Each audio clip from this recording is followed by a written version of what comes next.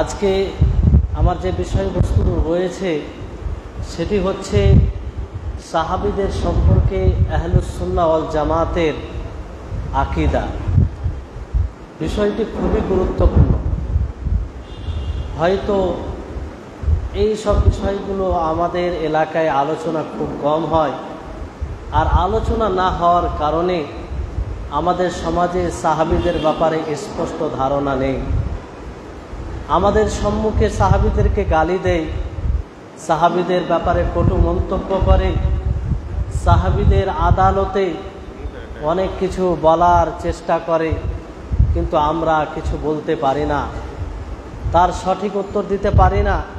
তার মূল কারণ হচ্ছে এটাই যে কোরআন ও হাদিসে যে সাহাবীদের অবস্থান কি সেটা আমরা বুঝতে পারি না। সম্মানিত উপস্থিতিগণ, আহলুস সুন্নাহ ওয়াল জামাতের যে সাহাবীদের সম্পর্কে আকীদা ধারণা, আহলুস সুন্নাহ ওয়াল জামা বলতে সংক্ষিপ্তভাবে আপনাদেরকে বলি যে যারা সৎ পথে পূর্বের সালাফদের পদ্ধতি অনুযায়ী ইসলামকে পালন করে আসছে তাদেরকে আহলুস সুন্নাহ ওয়াল জামা বলা হয়। তো সালাফদের অথবা আহলুস সুন্নাহ ওয়াল জামাতের সাহাবীদের ব্যাপারে কি আকীদা, কি ধারণা সেটা তুলে ধরার পূর্বে আপনাদের সম্মুখে সেই সাহাবীদের কিছু ফজিলত বলার চেষ্টা করছি যে আল্লাহ তাবারক ওয়া তাআলার নিকটে তারা কতটা প্রিয়। আল্লাহ তাবারক ওয়া তাআলার নিকটে আল্লাহ তাআলার কিরকম ভাবে তারা সান্নিধ্য লাভ করেছিল, যার ফলে আল্লাহ তাআলা দুনিয়াতেই তাদেরকে সার্টিফিকেট দিয়েছেন রাদিয়াল্লাহু আনহুম ওয়া রাদু আন, যে আল্লাহ তাআলা তাদের প্রতি সন্তুষ্ট এবং তারা আল্লাহর প্রতি সন্তুষ্ট। সম্মানিত উপস্থিতিগণ, এই কথাটা শুনতে অনেক হালকা। আল্লাহ তাআলা তাদের প্রতি সন্তুষ্ট, তারাও আল্লাহর প্রতি সন্তুষ্ট, এর মানে জানেন যে তারা কঠিন পরীক্ষার সম্মুখীন হয়েছিল এই ইসলামকে বাস্তবায়ন করতে গিয়ে, রাসূলের অনুসরণ করতে গিয়ে, নিজের ঈমানকে সংরক্ষণ করতে গিয়ে নিজের বাড়ি ঘর, নিজের আত্মীয় স্বজন, নিজের এলাকা, জন্মভূমি সব কিছু ত্যাগ করতে হয়েছে। একটাই উদ্দেশ্য তাদের ছিল যে আমাদের আল্লাহ যাতে সন্তুষ্ট হয়ে যায়, আমাদের আল্লাহ অসন্তুষ্ট না হয়। ফলে তাদের নিকটে সব কিছু ত্যাগ করা সহজ হয়ে গিয়েছিল। সম্মানিত উপস্থিতিগণ, আজকে বড় দুঃখের সাথে বলতে হয় যে সেই সাহাবীদের ওপরে আঙুল তোলা হয়, সেই সাহাবীদেরকে দোষারোপ করা হয়, সেই সাহাবীদের ব্যাপারে বিভিন্ন রকমের মন্তব্য করা হয়, যেই সাহাবীদের প্রশংসায় কোরআন পরিপূর্ণ, যেই সাহাবীদের মাধ্যমে আমরা ইসলাম পেয়েছি, যেই সাহাবীদের ব্যাপারে আমরা বলতে পারি যে আমরা যদি অনুপরিমাণ নেকির কাজ করি, সৎ কাজ করি, তো অবশ্যই এর পিছনে আমাদের সেই আল্লাহর নবীর প্রিয় দল, যার তারবিয়ত স্বয়ং নবী করিম মুহাম্মদ সাল্লাল্লাহু আলাইহি সাল্লাম করেছেন, তিনাদের ভূমিকা রয়েছে। এই জন্য বিদ্যানগুণ বলেন যে আমরা অনুপরিমাণ যদি সৎ কাজ করি, নেকির কাজ করি, তো অবশ্যই এটা সেই সাহাবীদের পরিশ্রমের ফলাফল। সেই সাহাবীরা যদি পরিশ্রম না করতেন, তিনারা ত্যাগ স্বীকার না করতেন, তিনারা নিজের প্রাণকে কিছুই মনে না করতেন, যখনই আল্লাহ তাবারক ওয়া তাআলা তার ডাক এসেছে, সাহাবীর ডাক এসেছে, সেই ডাকের আওয়াজ দিতে গেলে, সেই ডাকে লাব্বাইক বলতে গেলে তিনারা জানতো যে আমার জান যেতে পারে, আমার স্ত্রী বেওয়া হতে পারে, আমার ছেলে সন্তান ইয়াতীম হতে পারে, আমার আত্মীয় স্বজন আমাকে হারাতে পারে, আমি দুনিয়া থেকে বিদায় নিতে পারি। তারপরও তিনারা কোনো রকম ভাবে দ্বিধা সংকোচ করেনি, আল্লাহ এবং তার রাসূলের ডাকে তারা লাব্বাইক বলেছেন। সম্মানিত উপস্থিতিগণ, আজকে সেই সাহাবী সম্পর্কে আমরা সঠিক ধারণা রাখি না। সেই সাহাবীদের কোরআন ও হাদিসে কি অবস্থান রয়েছে, আল্লাহ তাবারক ওয়া তাআলা কিরূপ ভাবে তাদের প্রশংসা করেছে সেটা আমরা জানি না। ফলে আমাদের সামনে এই রকম দুঃসাহসিকতা দেখায়, সাহাবীদের ব্যাপারে মন্তব্য করে, অথচ আমরা চুপ্পি অবলম্বন করি, অথচ আমাদের শরীরে কোনো রকম সাড়া আসে না যে আমাদের সাহাবা, যাদের মাধ্যমে আমরা ইসলাম পেয়েছি, যাদের উপরে আল্লাহ তাআলা সন্তুষ্ট, তাদের ব্যাপারে এই মন্তব্য কি করে মানুষ করে। সম্মানিত উপস্থিতিগণ, সাহাবীদের ফজিলত সম্পর্কে যদি বলা যায় 3 ঘন্টা 4 ঘন্টা বলা যাবে। শুধু আয়াতগুলো যদি উপস্থাপন করা যায় তাহলে এক লম্বা আলোচনার প্রয়োজন আছে। তার মধ্যে অতি সংক্ষিপ্ত সময়, এই সময়ের মধ্যে তাদের যে ফজিলত এবং তাদের যে ইসলামে অবস্থান, আল্লাহ তাবারক ওয়া তাআলা তাদেরকে যে গুরুত্ব দিয়েছেন, তারা যে আল্লাহ তাআলার সন্তুষ্টির জন্য সব কিছু ত্যাগ করেছেন, যাতে আমরা একটু বুঝতে পারি, এই জন্য কিছু কয়েকটি আয়াত এবং হাদিস উপস্থাপন করব। সম্মানিত উপস্থিতিগণ, আল্লাহ তাবারক ওয়া তাআলা বলেন, কুনতুম খায়রা উম্মাতিন উখরিজাত লিন-নাস, যে তোমরা হচ্ছে সর্বশ্রেষ্ঠ উম্মত, সর্বশ্রেষ্ঠ জাতি। আচ্ছা বলুন তো, এই সম্বোধনের সবচেয়ে বেশি হকদার কারা? এই আয়াত কখন নাজিল হয়েছে? এই আয়াত তখন নাজিল হয়েছে যখন সাহাবায়ে কেরাম জীবিত ছিলেন। সাহাবায়ে কেরাম কোরআন নাজিল হতে দেখেছিলেন। সাহাবায়ে কেরাম ইসলাম যে এই শরীয়তে মুহাম্মাদিয়া এটা নাজিল হতে দেখেছিলেন। তখন এই আয়াত নাজিল হয়। আল্লাহ তাবারক ওয়া তাআলা বলেন, কুনতুম খায়রা উম্মাতিন উখরিজাত লিন-নাস, যে তোমরা সর্বশ্রেষ্ঠ জাতি। তাহলে যাকে আল্লাহ তাবারক ওয়া তাআলা, যাদেরকে আল্লাহ তাআলা সর্বশ্রেষ্ঠ জাতি বলেছেন, তাদের উপরে আমরা কিভাবে আঙুল তুলি, তাদের ব্যাপারে আমরা কিভাবে কুমন্তব্য করি, এটা আমাদের ঈমান কি করে সমর্থন করে, আমাদের ঈমান কেমন?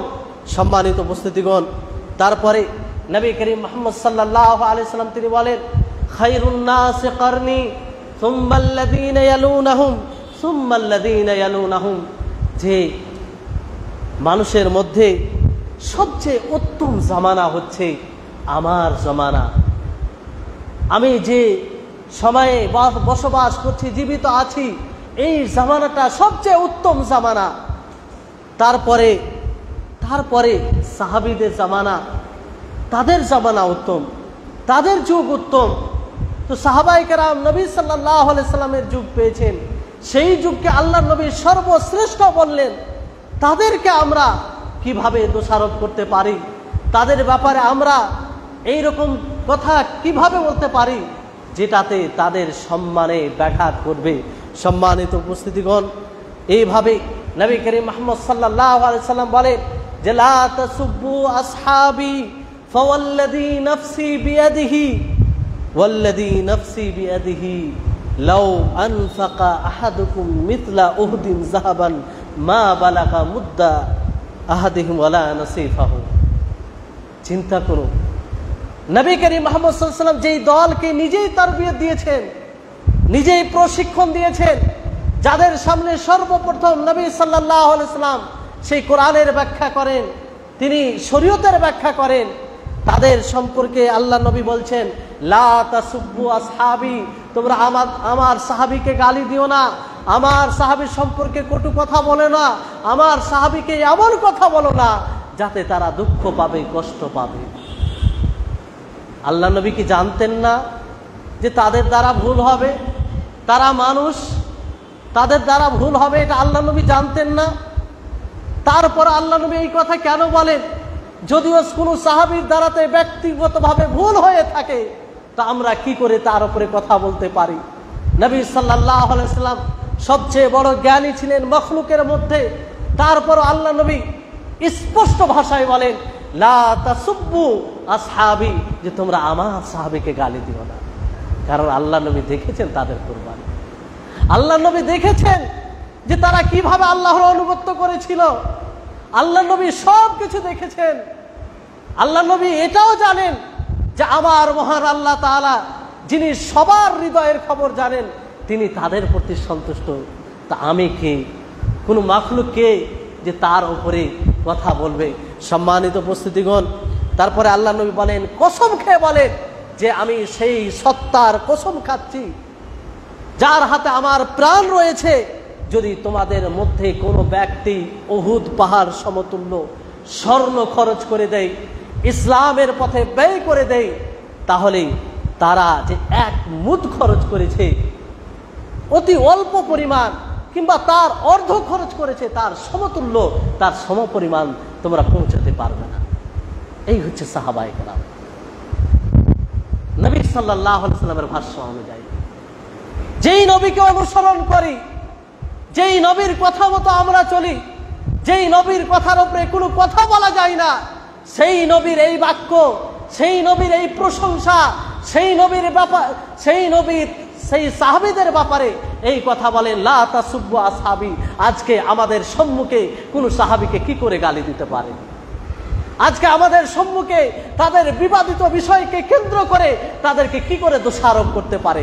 আল্লাহর নবী কি তিনি উম্মতের নবী ছিলেন না? তিনি সাহাবাদের ব্যাপারে তিনি ওহীর মাধ্যমে কথা বলতেন না? আল্লাহ তাবারক ওয়া তাআলা বলেন, আল্লাহ তাআলা স্পষ্ট ভাষায় বলেন যে আল্লাহ নবী দ্বীনের বিষয়ে যা কিছু বলেন সব কিছু ওহী থেকে বলেন, তিনি স্ব ইচ্ছায় কোনো কথা বলেন না। ওমা ইয়ানতিকু আনিল হাওয়া ইন হুয়া ইল্লা ওয়াহয়ুহা। সম্মানিত উপস্থিতিগণ, আল্লাহ তাবারক ওয়া তাআলা তাদের প্রশংসা বহু আয়াতে করেছেন। আল্লাহ তাআলা বলেন, ইয়াবতাগুনা ফাদলাম মিনাল্লাহি ওয়া রিদওয়ানা, যে তারা যা আমল করত ইখলাসের সাথে আমল করত, তারা আল্লাহর সান্নিধ্য লাভ করার উদ্দেশ্যে আমল করত। আল্লাহ তাআলা ঘোষণা করছেন যে তারা আল্লাহর ফজলকে সংগ্রহ করত, তারা আল্লাহর সন্তুষ্টিকে সংগ্রহ করত, এই উদ্দেশ্যে তারা আমল করত। সম্মানিত উপস্থিতিগণ, তারপরে শুধু তারা আল্লাহ ইখলাস রাখতো, আমল করতো না তা নয়। আল্লাহ তাবারক ওয়া তাআলা বলেন, ওয়ায়ানসুরুনাল্লাহ ওয়া রাসূলা, যে তারা আল্লাহ এবং তার রাসূলের সহযোগিতা করত। কিভাবে সহযোগিতা করত? তার শরীয়তকে বাস্তবায়ন করত, তার ইসলামকে বাস্তবায়ন করত। এটা হচ্ছে আল্লাহ তাআলার সহযোগিতা করা। সম্মানিত উপস্থিতিগণ, আমি আপনি কে তাদের উপরে তাদেরকে আমরা দোষারোপ করব, তাদের উপর আমরা কটু মন্তব্য করব, তাদের উপর আমরা বিচার বিবেচনা করব? আল্লাহ তাআলা যে মহান স্রষ্টা, তিনি বলছেন যে উলাইকা হুমুস সাদিকুন, যে তারাই হচ্ছে সত্যবাদী। আর কি সাক্ষ্য নেবেন আপনি?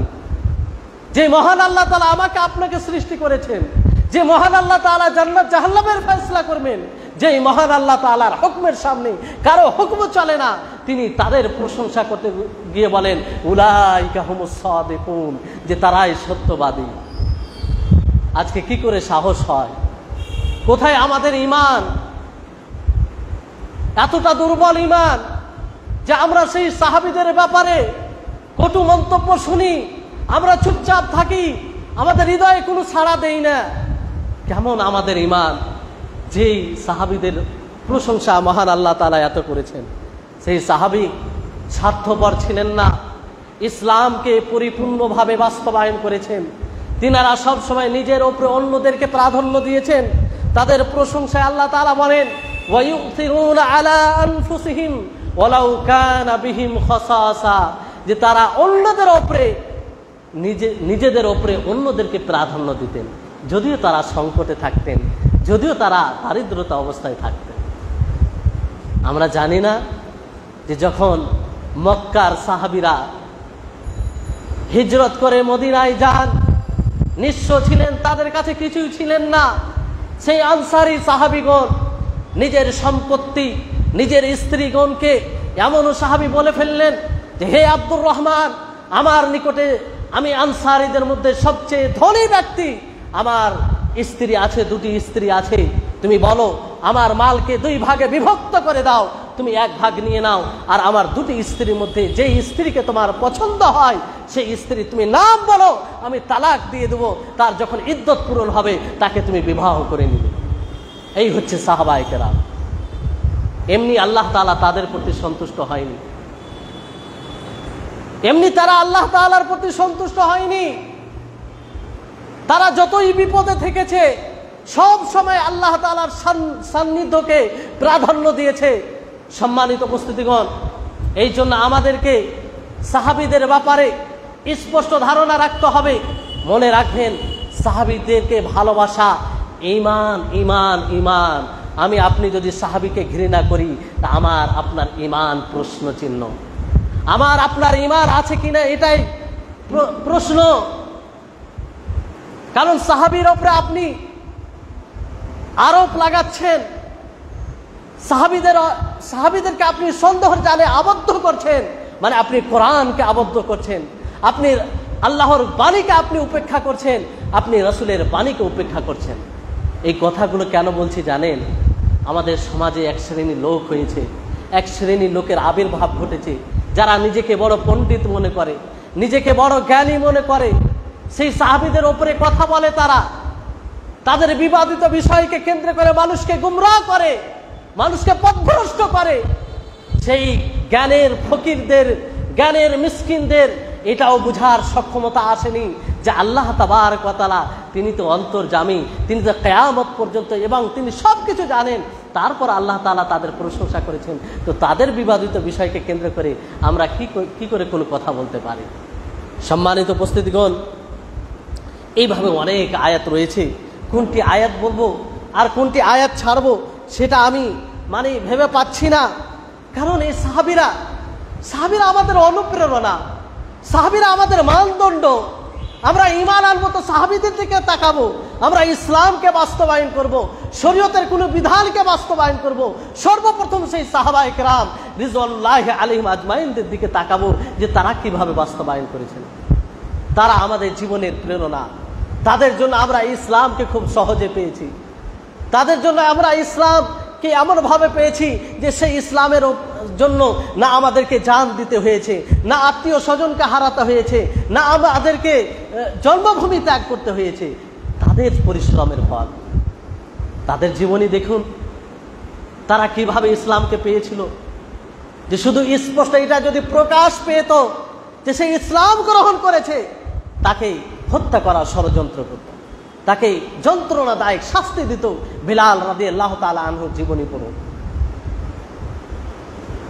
তারপরে অনেক সাহাবী রয়েছে এরকম।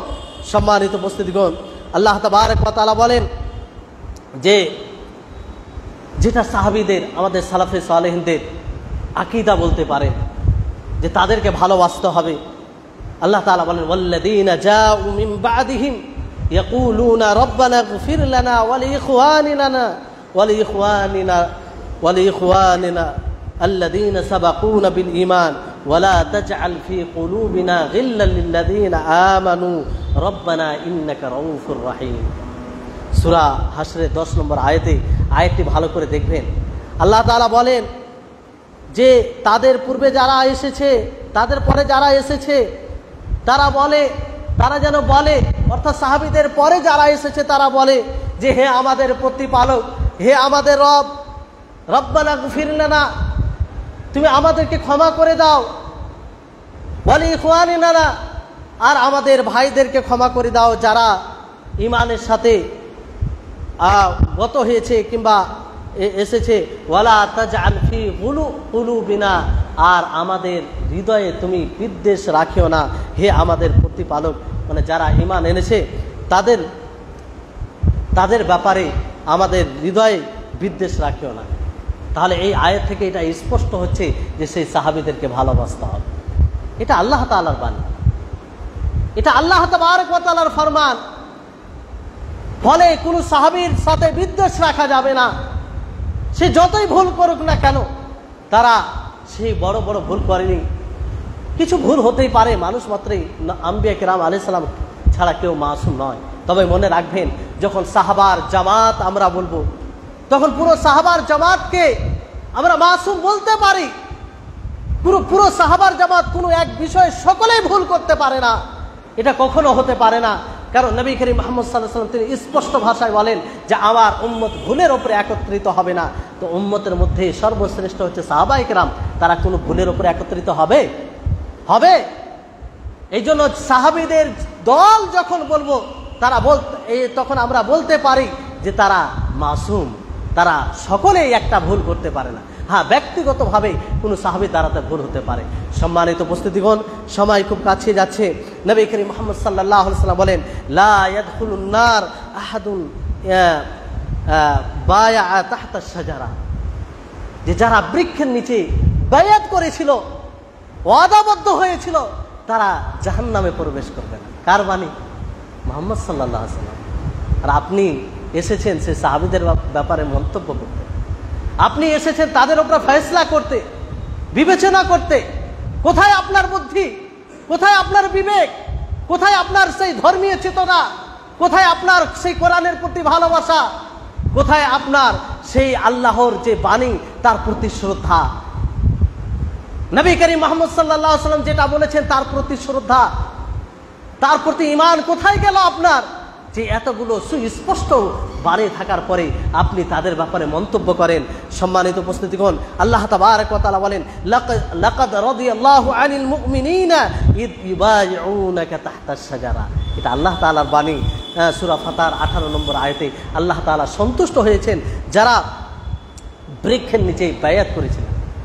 আরো শুনবেন, অনেক আয়াত রয়েছে আল্লাহ তাআলা সরাসরি সেই সাহাবীদের প্রশংসা করতে গিয়ে বলেন যে রহমাউ বাইনাহুম, তারা আপোষে সহনশীল, এক অপরের উপরে রহম করে এবং কাফেরদের প্রতি তারা কঠোর।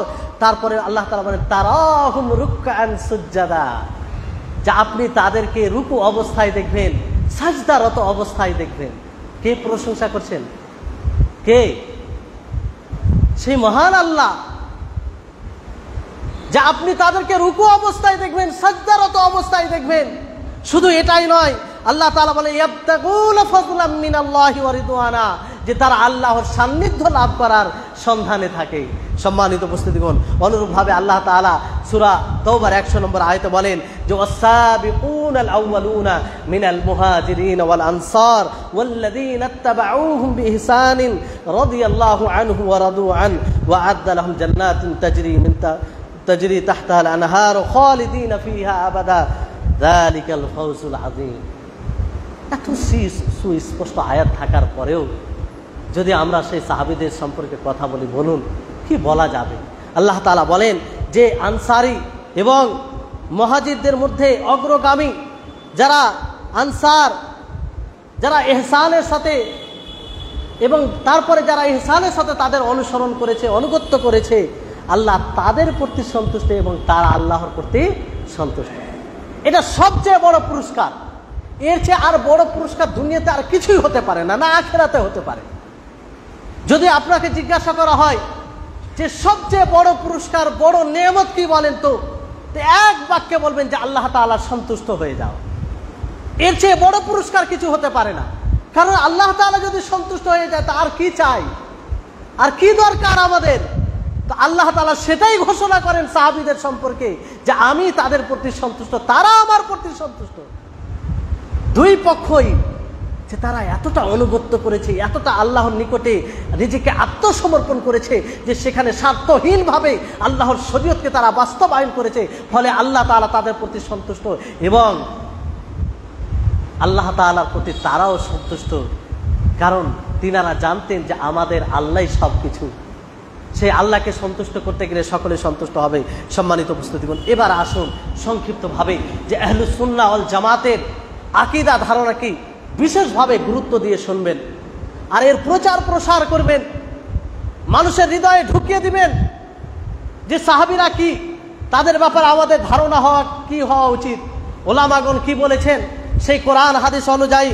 এই জন্য সর্বপ্রথম যেটি বিষয় যে তাদের ব্যাপারে আমাদের ধারণা হতে হবে যে সমস্ত সাহাবায়ে কেরাম সম্পর্কে আমাদের জিহবা, আমাদের সেই হৃদয়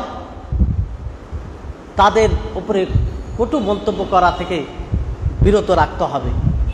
কোনোভাবেই তাদের উপরে সেই অন্তরে কোনো নেগেটিভ জিনিস রাখা যাবে না।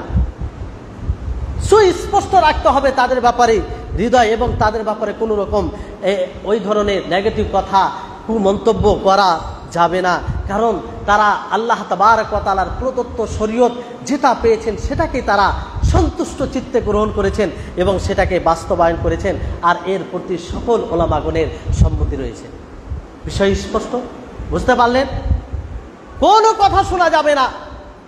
আর মনে রাখবেন, যদি আপনার সামনে কোনো ব্যক্তি, সে যতই বড় পণ্ডিত হোক না কেন, যতই বড় যুক্তিবাদী হোক না কেন, যতই বড় সম্মানিত ব্যক্তি হোক না কেন, প্রভাবশালী লোক হোক না কেন, যদি সাহাবীদের ব্যাপারে কটু মন্তব্য করে, তাহলে নিশ্চিন্তে আপনি ভাববেন সে পথভ্রষ্ট, সে সিরাতে মুস্তাকিমে নেই, সে সরল পথ থেকে বেরিয়ে আছে, এতে কোনো সন্দেহ নেই। সাহাবীরা হচ্ছে হকের মানদণ্ড, সাহাবীরা হচ্ছে ঈমানের মানদণ্ড। সেই সাহাবীদের উপরে কথা বলা মানে সে সিরাতে মুস্তাকিমে নেই। আমাদের সমাজে এক প্রকার লোক আছে যাদের মুখ থেকে এই ধরনের কথা শুনবে। সম্মানিত উপস্থিতিগণ, তারপরে সাহাবায়ে কেরাম যিনারা সুলহ হুদাইবিয়ার পূর্বে খরচ করেছেন, ইসলামের জন্য ব্যয় করেছেন, আল্লাহর পথে যুদ্ধ করেছেন, তাদেরকে প্রাধান্য দিতে হবে যারা পরবর্তীতে করেছেন। কিন্তু পরবর্তীতে যারাও করেছে তারাও কল্যাণের অধিকারী, সকলকে আমরা ভালোবাসবো, কিন্তু তাদের মাঝে এই তারতম্য থাকবে। তারপরে আহলুস সুন্নাহ ওয়াল জামাআহ, হকপন্থী ওলামাগণ যারা হকের পথে রয়েছে, তাদের আকীদা এটা হবে সেই সাহাবীদের ব্যাপারে যে যারা মুহাজির সাহাবী তারা প্রাধান্যতা পাবে আনসারী সাহাবীদের উপরে, কারণ তারা নিজের বাড়ি ঘর সব কিছু ত্যাগ করেছিলেন নিজের ঈমানকে সংরক্ষণ করার জন্য, সেই আল্লাহ এবং তার রাসূলের জন্য। এই জন্য মুহাজিরদেরকে আনসারদের উপরে প্রাধান্য দিতে হবে। মুহাজির তাদেরকে বলা হয় যারা মক্কা থেকে মদিনা হিজরত করেছেন, এবং আনসারী সেই সাহাবীদেরকে বলা হয় যারা মদিনায় আগে থেকে ছিলেন এবং মুহাজিরদের সহযোগিতা করেছিলেন। তারপরে আহলুস সুন্নাহ ওয়াল জামাত তথা আমাদের আকীদা হবে যে আল্লাহ তাবারক ওয়া তাআলা আহলে বদর, যারা বদর যুদ্ধে অংশগ্রহণ করেছিলেন, তাদের ব্যাপারে বলেন যাদের সংখ্যা ছিল 313-14 এরকম সংখ্যা ছিল। আল্লাহ তাবারক ওয়া তাআলা বলেন ই'মালু মা শি'তুম ফাকাদ গাফারতু লাকুম, যে তোমরা যেটা ইচ্ছা আমল করো আমি তোমাদেরকে মাফ করে দিলাম। কাদের সম্পর্কে বলেছিলেন? বদরি সাহাবীদের ব্যাপারে, যারা বদর যুদ্ধে অংশগ্রহণ করেছিলেন, যেই সময় তাদের মালের সংকট ছিল, যেই সময় লোকের সংকট ছিল, যেই সময় বিরোধী দল কাফির মুশরিক শক্তিশালী ছিল, তাদের শক্তির সামনে মুসলিমদের শক্তি কোনো তুলনা করা যেত না। সেই সময় তারা নিজের ঈমানকে রক্ষার্থে তারা সেই যুদ্ধের ময়দানে গিয়েছিল। তাদের ব্যাপারে আল্লাহ তাবারক ওয়া তাআলা বলেন ই'মালু মা শি'তুম ফাকাদ গাফারতু লাকুম, যে তোমরা যা ইচ্ছা আমল করো আমি তোমাদেরকে আমল করে দিলাম। এর চেয়ে আর কি ফজিলতের বিষয় নেবেন বলেন? আল্লাহ তা বিশেষ সম্মান তাদের, বদরি সাহাবী। তো এই আকীদা আমাদেরকে রাখতে হবে। তারপরে যারা বৃক্ষের নিচে বায়াত করেছে তারা কেউ জাহান্নামে যাবে না, এটা স্পষ্টভাবে বলা হয়েছে, এবং তাদের সংখ্যা বলা হয়েছে যে 1400 এরকম সংখ্যা ছিল তাদের। তারপরে নবী করিম মুহাম্মদ সাল্লাল্লাহু আলাইহি ওয়াসাল্লাম আর এই ব্যাপারে হাদিস বলেন। আর আমাদের এটাও আকীদা ধারণা হবে যে আল্লাহর নবী যাদের ব্যাপারে দুনিয়াতেই তাদের জান্নাতের সাক্ষ্য প্রদান করেছেন, যেমন আশরায়ে মুবাশশারা আছে কি নেই, অর্থাৎ 10 জন এমন সাহাবী যাদের দুনিয়াতে আল্লাহ নবী ঘোষণা করেছিলেন তারা জান্নাতে যাবে। আবু বকর, ওমর, উসমান, আলী, আরো 10 জন সাহাবী রয়েছে, এছাড়া আরো 6 জন সাহাবী। তাদের ব্যাপারে স্পষ্টভাবে নবী করিম মুহাম্মদ সাল্লাল্লাহু আলাইহি ওয়াসাল্লাম বলেছেন যে তারা জান্নাতি, তারা জান্নাতি। ফলে আমাদের এটা আকীদা হবে তারা জান্নাতি। বড় দুঃখের সাথে বলতে হয় যে সেই সাহাবীদের সম্পর্কে যে আবু বকর ব্যাপারে আল্লাহর নবী বলেন যে সে জান্নাতি, যে ওমর রাদিয়াল্লাহু তাআলা আনহুর ব্যাপারে আল্লাহর নবী বলেন যে সে জান্নাতি, যে উসমান রাদিয়াল্লাহু তাআলা আনহুর ব্যাপারে বলেন যে সে জান্নাতি, আরো কিছু সাহাবীর ব্যাপারে বলেন যে সে জান্নাতি। আর সেই সাহাবীদেরকে এক মালউন, যারা অভিশপ্ত শ্রেণী লোক শিয়া, তারা বলে তারা কাফের। আবু বকরকে গালি দেয়, ওমরকে গালি দেয়, উসমান রাদিয়াল্লাহু তাআলা আনহুকে গালি দেয়, যাদেরকে তারা শত্রু মনে করে, যাদের নাম তারা নিজের টয়লেটে লিখে রাখে, যাদেরকে তারা কালিমায়ে শাহাদাত পড়ার সাথে সাথে তাদেরকে গালি দেয়। এগুলো কোনো বানানো কথা নয়। আপনি মাঝে মাঝে দেখবেন যে তারা কালিমায়ে শাহাদাত পড়ে, তখন তাদের উপরে লানাত, অভিশাপ পাঠায় আবু বকর, ওমর, ওসমানের উপরে। আজকে তাদের সাথে আমরা বন্ধুত্ব করছি, তাদের সাথে আমরা আপোষ করছি, তাদেরকে আমরা কল্যাণকামী মনে করছি, তাদের বিরুদ্ধে আমরা কথা শুনতে চাই না। আর যারা সাহাবীদের ব্যাপারে ডিফেন্স করে, সাহাবীদের ব্যাপারে কটু মন্তব্য করলে তার প্রতিবাদ করে, তাদেরকেই আমরা প্রশ্নের জালে আবদ্ধ করে নিচ্ছি। সম্মানিত উপস্থিতিগণ, এটা জেহালাত, অজ্ঞতা ছাড়া কিছু নয়। এতে আমাদের খুব ভাবনা চিন্তার বিষয় যে আমাদের ঈমান এতটা দুর্বল হয়ে গেছে যে সাহাবীদেরকে যারা প্রকাশ্যভাবে শত্রু মনে করছে, ঘোষণা করে, আর তাদেরকে আমরা ইসলামের জন্য কল্যাণকামী মনে করেন, এটা বড় দুঃখের বিষয়। সম্মানিত উপস্থিতিগণ, তারপরে আমাদের এই ধারণা থাকবে যে এই উম্মতে মুহাম্মাদিয়ার মধ্যে সর্বশ্রেষ্ঠ ব্যক্তি হচ্ছে আবু বকর রাদিয়াল্লাহু তাআলা আনহু, তারপরে ওমর রাদিয়াল্লাহু তাআলা আনহু, তারপরে ওসমান রাদিয়াল্লাহু তাআলা আনহু, তারপরে আলী রাদিয়াল্লাহু তাআলা আনহু। এই আকীদা ধারণা আমাদের মধ্যে থাকতে হবে, জরুরি। কারণ রাসূল সাল্লাল্লাহু আলাইহি ওয়াসাল্লাম তার জীবদ্দশায় বিভিন্নভাবে এটা স্পষ্ট করেছেন। আল্লাহ নবী তাকে খলিল, যদি আমার কেউ খলিল, আল্লাহ তাআলার খলিল না হতো আবু বকরকে খলিল বানাতাম। আল্লাহ নবী স্পষ্ট ওমর রাদিয়াল্লাহু তাআলা আনহুর ব্যাপারে অনেক ফজিলতপূর্ণ কথা বলেছেন। তো এই হচ্ছে আকীদা, তাদের ব্যাপারে থাকতে হবে। তারপরে একটি গুরুত্বপূর্ণ খুব সূক্ষ্ম পয়েন্ট আপনাদেরকে বলছি, এই পয়েন্টটা যদি বুঝতে পারেন অনেক ফিতনা থেকে, অনেক পথভ্রষ্ট রাস্তা থেকে আপনি নিরাপত্তা পাবেন। সেটা হচ্ছে যে সাহাবীদের মধ্যে যতগুলো বিবাদিত বিষয় রয়েছে তাদের মধ্যে যে দ্বিমত ঘটেছে কিছু বিষয় নিয়ে, আপনি সেই বিষয়ে চুপ্পি অবলম্বন করবেন, সেই বিষয়ে কোনো কথা বলবেন না, কোনো পর্যালোচনা করবেন না। আপনার একটাই কথা হবে, আপনার একটাই ধারণা হবে, আপনার একটাই আকীদা হবে যে আমার আল্লাহ তাদের প্রতি সন্তুষ্ট, তো আমি কেন সন্তুষ্ট হব না? আমার আল্লাহ যদি ঘোষণা করে থাকেন যে তারা আল্লাহর সন্তুষ্টি লাভ করেছে, তো আজকে আমি কে যে তাদের বিবাদিত বিষয়কে কেন্দ্র করে তাদের উপরে আমি কথা বলব? এই জন্য বললাম, আপনার সামনে যদি কেউ বলে তাকে পরিহার করুন, আপনার সামনে যদি কারো লেখনী আসে তাদের বিরুদ্ধে তাকে বর্জন করুন, আপনার প্রতিবেশী যদি কেউ থাকে তাকে বর্জন করুন, কোনো মতে তার সাথে আপোষ করবে না। কারণ সাহাবীদেরকে ভালোবাসা, এটা হচ্ছে ঈমান, এটা হচ্ছে ঈমান। এই যে মুহররম মাস আসছে, শুনতে পাবেন সেই দুর্বল ঈমানের অধিকারীদেরকে। সম্মানিত উপস্থিতিগণ, তাহলে এই বিষয়টি খেয়াল রাখবেন। খুব সংক্ষিপ্তভাবে বলছি। তারপরে আমরা সকল সাহাবীদেরকে ভালোবাসবো, ভালোবাসায় আমরা এদিক ওদিক করবো না, অতিরঞ্জন করবো না।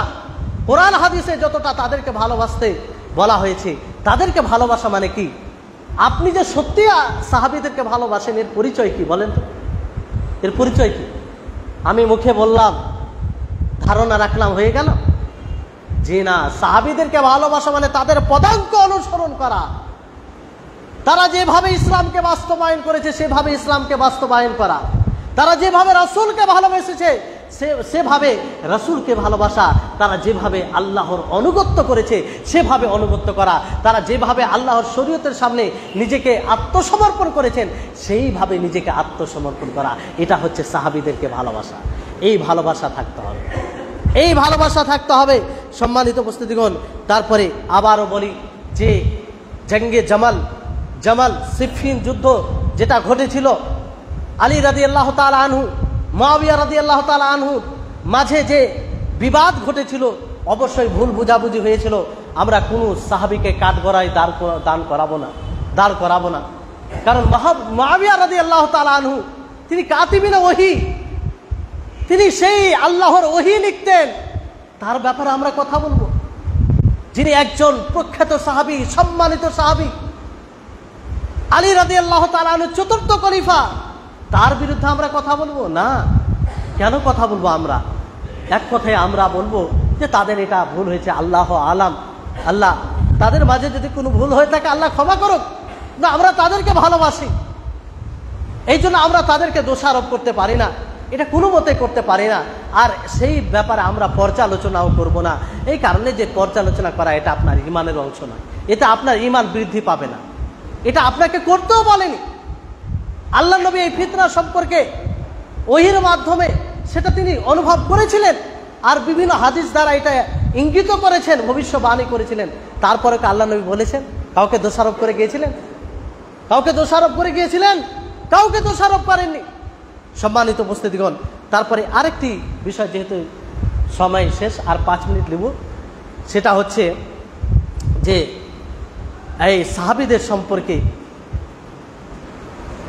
শিয়াদের কি ধারণা। দু তিনটা পয়েন্ট বলে আমি আমার কথাকে ইতি টানব, কারণ সেটাও জানা দরকার।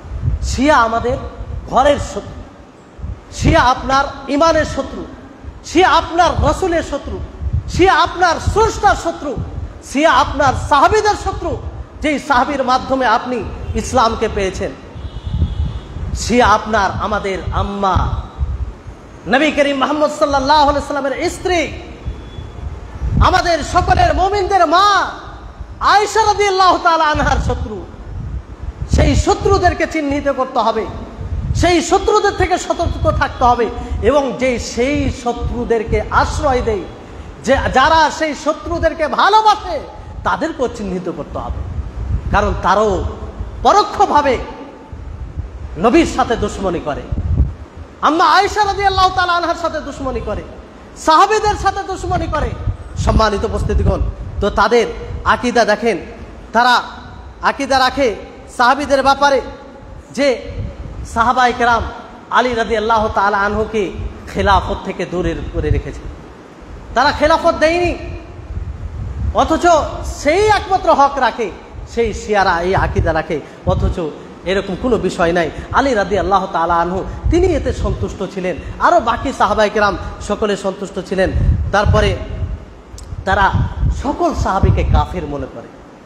সেই শিয়া প্রেমী লোকের সংখ্যা অনেক হয়ে গেছে আমাদের সমাজে, না জানার কারণে। আল্লাহ হেদায়েত দান করুন, আল্লাহ তাদেরকে সঠিকভাবে বোঝার তৌফিক দান করুন। খুব ব্যথিত হই যখন এই সব বিষয়গুলো দেখি, আর এটা স্পষ্টভাবে আমরা বুঝতে পারি যে দাজ্জালের ব্যাপারে যেমনটা বলা হয়েছে না, যে তার কপালে কাফের লেখা থাকবে, তারপরও তার মানুষ ঈমান নিয়ে আসবে। এটা বুঝতে এখন খুব সহজ হয়ে গেছে যে দাজ্জাল তার কাফের লেখা থাকবে, তারপরে ঈমান আনবে, কারণ সেই এমন সংশয় উপস্থাপন করবে যে মানুষ বুঝতেই পারবে না সে দাজ্জাল। আজকে দেখুন শিয়ারা প্রকাশ্য শত্রু, সুস্পষ্ট ঘোষণা করে, তারা মাঝে মধ্যে লানত বর্ষণ করে, আর আজকে আমরা ইসলামের হিরো মনে করি তাদেরকে, আজকে আমরা তাদেরকে আমাদের কল্যাণকামী মনে করি, আর আজকে আমরা তাদের ফাঁদে পড়ে যাচ্ছি। তো দেখুন কিভাবে তাদেরকে আমরা নিজের বন্ধু বানিয়ে নিয়েছি, অথচ স্পষ্ট এটা সূর্যের আলো নেই, সুস্পষ্ট। তো শিয়ারা সাহাবীদেরকে কি মনে করে? শিয়া বলতে বুঝে নেবেন যে ইরান শিয়াদের একটা রাষ্ট্র, ওখানে শিয়া মতবাদ চলে। যখনই ইরান নাম নেওয়া হবে তখন এই শিয়া গোষ্ঠী লোক আসবে, সেটা শিয়া রাষ্ট্র। তো তারা সকল সাহাবীকে কাফের মনে করে। আপনার ঈমান কি করে সমর্থন করে? আপনার ঈমানে আবেগ কি করে সমর্থন করে যে সাহাবীদেরকে তারা কাফের মনে করে তাদেরকে আপনি ভালোবাসবেন, তাদেরকে আপনি সমর্থন করবেন? সেই দাজ্জাল মিডিয়ার কথা শুনে, যেই মিডিয়া ইহুদিদের হাতে, যেই মিডিয়া আপনার শত্রুদের হাতে, তাদের খবরের ভিত্তি করে আপনি তাদেরকে বন্ধু মনে করেন, আর যারা আপনার বন্ধু তাদেরকে শত্রু মনে করেন। সম্মানিত উপস্থিতিগণ, তারপরে তারা অনেক সাহাবীকে বলেন যে তারা ইসলামের লালচে ইসলামে দীক্ষিত হয়েছে, মানে মালের লালচে, হাকিম হওয়ার লালচে, নেতার লালচে তারা ইসলামে দীক্ষিত হয়েছে, এই রকম তারা ধারণা রাখে। আর তারা ধারণা রাখে যেই সাহাবায়ে কেরামদের প্রতি আল্লাহ তাআলা সন্তুষ্ট, সেই সাহাবা নাকি কোরআনকে তাহরিফ করেছে। নাউযুবিল্লাহ, সেই সাহাবাগণ নাকি কোরআনকে পরিবর্তন করেছে, সেই সাহাবাগণ নাকি 10 পারা কোরআন বিলুপ্ত করে দিয়েছে। এই আকীদা, তাদের এই ধারণা। তারপরে তারা সাহাবীদেরকে প্রচুর ভাবে ঘৃণা করে সমস্ত। যেমন একটি আয়াত আছে কোরআনে, তাব্বাত ইয়াদা আবি লাহাব, যে আবু লাহাবের 2 হাত ধ্বংস হোক। দেখুন তাদের সাহাবীদের প্রতি কতটা বিদ্বেষ, কতটা ঘৃণা, কতটা শত্রুতা, যে তারা বলে যে এখানে আবু লাহাবের 2 হাত বলতে আবু বকর ও ওমর রাদিয়াল্লাহু তাআলা আনহু। নাউযুবিল্লাহ। এখানে সকল ব্যাখ্যাকারীগণ স্পষ্টভাবে ব্যাখ্যা করেছেন যে সেই আবু লাহাব নবী সাল্লাল্লাহু আলাইহি সাল্লামের সাথে সেই খারাপ আচরণ করেছিল, ফলে দুনিয়াতে আল্লাহ তাকে শিক্ষা দিয়েছিল এবং তাকে তার ব্যাপারে ঘোষণা করে দেন যে কিয়ামত পর্যন্ত সে লাঞ্ছিত থাকবে। কিন্তু তারা এই আয়াতের ব্যাখ্যা করে যে ইয়াদা আবি লাহাব, আবু লাহাবের দুই হাত বলতে আবু বকর ওয়া উসমান, না আবু বকর ওয়া ওমর, নাউজুবিল্লাহ মিন যালিক। তো এই হচ্ছে বিষয়। এরকমভাবে আরও অনেক আকীদা রয়েছে। মূল বিষয়গুলো আপনাদেরকে বলার চেষ্টা করলাম, তার মধ্যে অনেক কিছু ছুটে গিয়েছে। আমি আপনাদের প্রতি আশা করব যে আমরা সাহাবীদের ব্যাপারে সোচ্চার হব। আবেগ, দিনই আবেগ একটা ভালো জিনিস, কিন্তু সেই আবেগ যদি সিরাতে মুস্তাকিম থেকে বের হয়ে যায় তা আপনাকে পথভ্রষ্ট করতে বেশি দেরি লাগবে না। এই জন্য কোরআন হাদিসের ভিত্তিতে আপনার আবেগ কাজ করবে, আপনার বুদ্ধি কাজ করবে, তাহলে আপনি সঠিক পথে থাকবেন। তো সাহাবীদেরকে ভালোবাসা এটা ঈমানের অংশ। আমরা সদা সর্বদা সেই সাহাবীদেরকে ভালোবেসে যাব এবং সাহাবীদের ব্যাপারে কখনো আমরা কটু মন্তব্য করব না। যখনই সাহাবীদের ব্যাপারে এরকম কোনো কথা আসবে তখন তার আমরা প্রত্যুত্তর তার জবাব দেব, যদি আমরা পারি সুন্দরভাবে, কোনোভাবে তাকে আশ্রয় দেব না। আল্লাহ তাআলার কাছে দোয়া করি, হে আল্লাহ, তুমি আমাদের সমাজে অনেক মুসলিম ভাইকে যারা 5 ওয়াক্তের সালাত পড়ে, আমাদের সাথে সালাত আদায় করে, আমাদের সাথে বিভিন্ন প্রকারে ইবাদত করে, অথচ তারা এমন লোককে ভালোবাসে যারা সাহাবীদেরকে গালি দেয়, যারা সাহাবীদেরকে কাফির মনে করে। আল্লাহ, তুমি তাদেরকে হিদায়াত দান করো, তাদেরকে সঠিক বুঝ দান করো, তাদেরকে সিরাতে মুস্তাকিম তাদের জন্য সুস্পষ্ট করে দাও, এবং আমাদের জন্য, সকলের জন্য তুমি সিরাতে মুস্তাকিম সরল পথকে সুস্পষ্ট করে দাও, যেটা আমাদের সকলের জন্য সবচেয়ে বেশি বড় নেয়ামত। আল্লাহ তাআলা যেন আমাদের সকলকে সার্বিকভাবে ইসলামের উপরে অনড় ও অবিচল থাকার তৌফিক দান করেন। ওয়া আখিরু দাওয়ানা আনিল হামদুলিল্লাহি রাব্বিল আলামিন। আসসালামু আলাইকুম ওয়া রাহমাতুল্লাহি ওয়া বারাকাতুহু।